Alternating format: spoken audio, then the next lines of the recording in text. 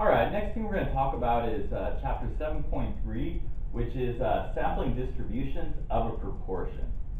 So first off, I want to go over the formulas you're going to need to use for this section. First off is the sampling error for a population proportion.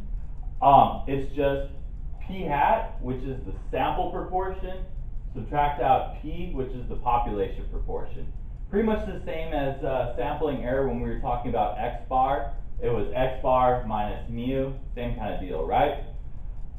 Next off, we want to know how to figure out the standard deviation of a sample proportion, and that is sigma p hat, and that's just the square root of the population proportion multiplied by 1 minus the population proportion, all divided by n, the sample size.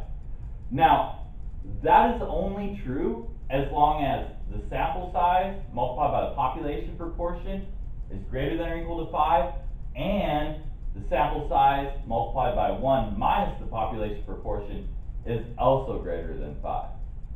Then finally, how we calculate z-values associated with proportions. It's almost identical to how we calculated out z-values with sample means. It's just your sample proportion, subtract out the population proportion, divided then by the standard deviation of the sample proportion. Alright, next problem I want to check out is 7.3.45, and it's the first problem from your 10th homework assignment. It tells us that a population has a proportion equal to 0.4, and calculate the probabilities when n, or the sample size, is equal to 100.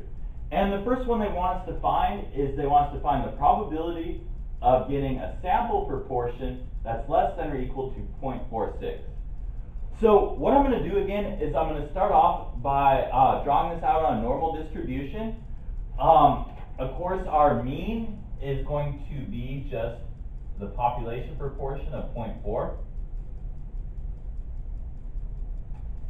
And then what I want to do is I want to figure out the standard deviation of the sample proportion. To figure that out, that's just the square root of the proportion multiplied by 1 minus the proportion over the sample size. So put those values in. So that would be 0.4 multiplied by 1 minus 0.4, all divided by the sample size of 100, and that comes out to be about 0.049. So that's the standard deviation of my sample proportion. So now to figure out what the value would be, one standard deviation above the mean, of course, just add the 0.049 and you get 0.449. Add another standard deviation, we get 0.498. Another standard deviation, you get 0.547.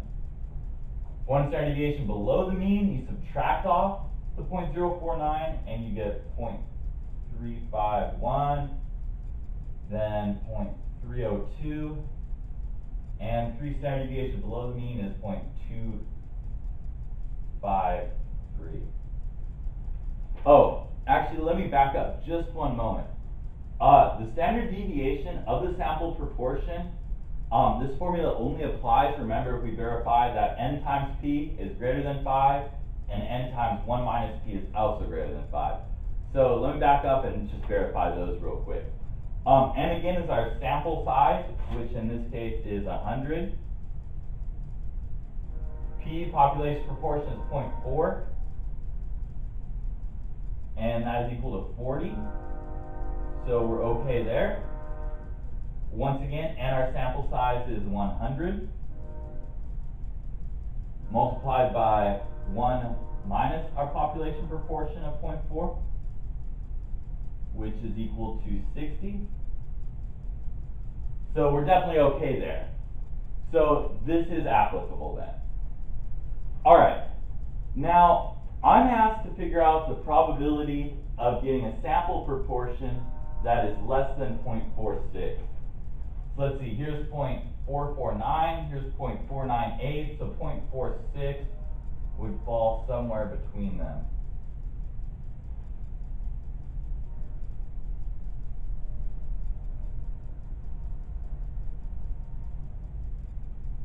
Now, since we're interested in finding the probability of getting a sample proportion that is less than this value, we're interested in this area right here.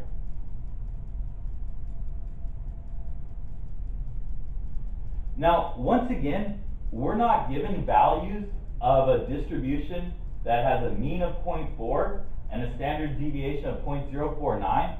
So basically, we have to figure out the z-value that corresponds to that sample proportion of 0.46. To figure that out, we're going to go ahead and use that formula we already talked about, which is our sample proportion of interest of 0.46. Subtract out our population proportion of 0.4, all divided by the standard deviation of the sample proportion of 0.049.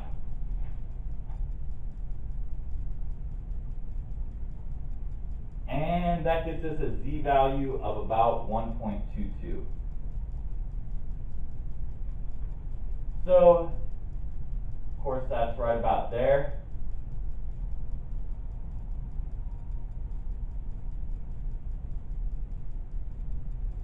We're still interested in calculating the area to the left of that. And once again, I'm going to use the z distribution table in the back of your book that gives the values between 0 and a positive z-value. So I'm going to split this up into two different areas.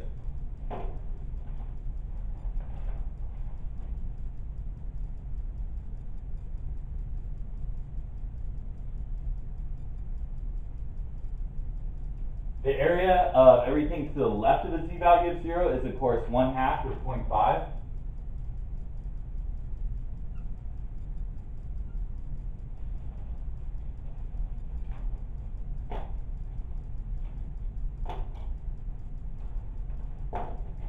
Then I'm going to look up 1.22 in the back of my book to figure out this area right here.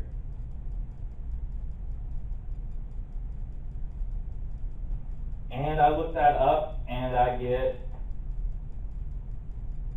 0.3888.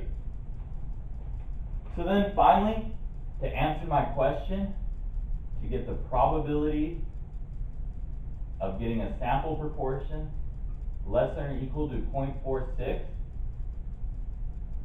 that's just going to be the 1/2 that's right here, plus the area between 0 and the positive 1.22, or the 0.3888, and that comes out to be 0.8888. So the probability of selecting a sample of 100 from a population that has a proportion of 0.4 and getting a sample proportion that's less than or equal to 0.46 is 0.8888 or 88.88%. All right, next I want to check out 7.3.57, which is number 6 from your 10th homework assignment. Let me read the problem statement here. According to the most recent data, 10.9% of engineers were women. So the probability of an engineer being a woman is 10.9%. Changed into a decimal is 0.109. So that's going to be our population proportion, or proportion of engineers that are women. Suppose that a sample of 75 engineers is selected. We want to figure out how likely is it that the random sample of 75 people will contain 10 or more women in these positions, or 10 or more women that are engineers. So of course, our sample size is 75, but we're not exactly given our sample proportion of interest. We're told we want to figure out how likely is it that your sample will contain 10 or more women. So that's just 10 out of 75, right? Or the probability that your sample proportion will be greater than or equal to 10 out of 75. And then, of course, I could rewrite that as the probability that your sample proportion will be greater than or equal to 10 divided by 75 is just 0.133.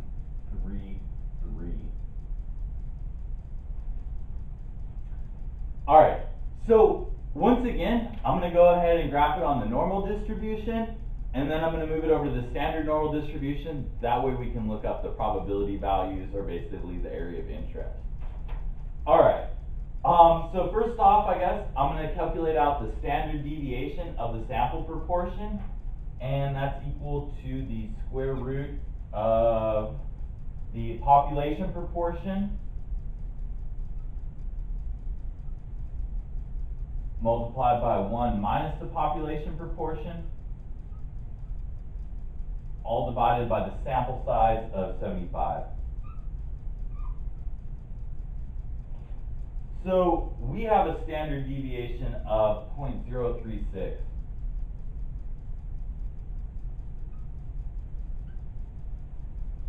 So our population proportion is going to have a mean of 0.109. And then go ahead and add one standard deviation above the mean, and we get 0.145.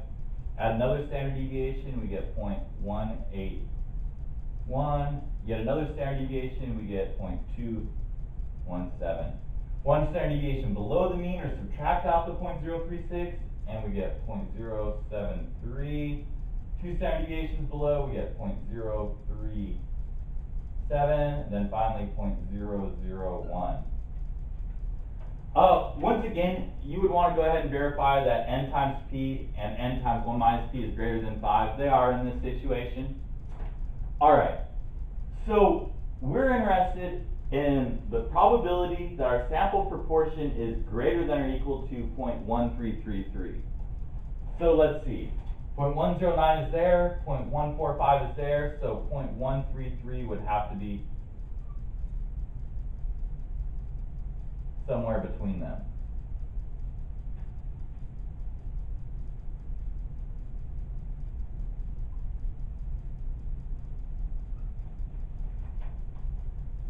And since we're interested in figuring out the probability of getting a sample proportion greater than 0.133, we're interested in this case the area to the right. Now, once again, there is no table where we can look up the area to the right of a value of 0.133 when the mean is 0.109 and the standard deviation is 0.036. So what we have to do is standardize that value or get the z-score that's associated with the 0.133. So to do that, just plug in our values. We had a p hat again of 0.133. Subtract out the population proportion of 0.109. And divide by the standard deviation of the sample proportion, which is 0.036.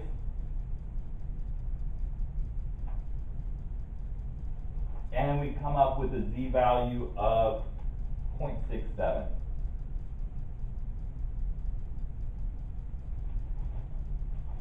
And of course, again, that's going to be right about here.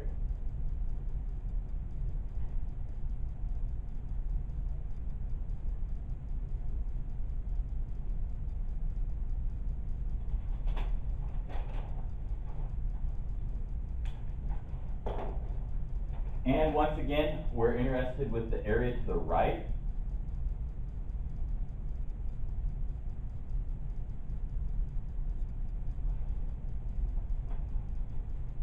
Now, there are tables where you could look that area up directly, but again, I'm just going to use the Z table in the back of your book, and that only gives you areas between 0 and a positive Z value. So what I'm going to do is I'm going to look up the area right here, or the area between 0 and a positive 0.67, and that turns out to be 0.2486.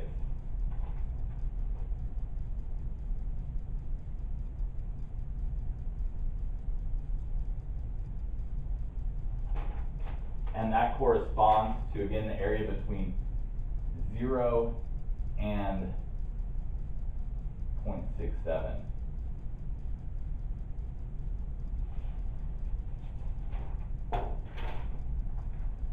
So now, basically, to find the area of this interest, which represents the probability of getting a sample proportion greater than or equal to 0.133,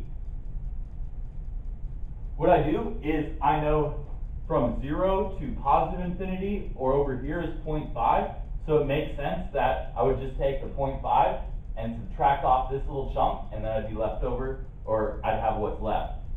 So that's going to be 0.5, subtract off this chunk, which is the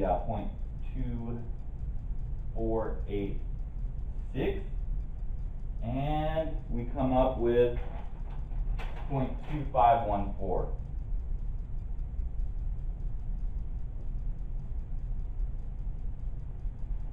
So, if you take a sample of 75 from this population that has a population proportion of 0.109 or 10.9%, the probability of getting a sample proportion that's greater than 0.133 or 13.3% is 0.2514 or 25.14%.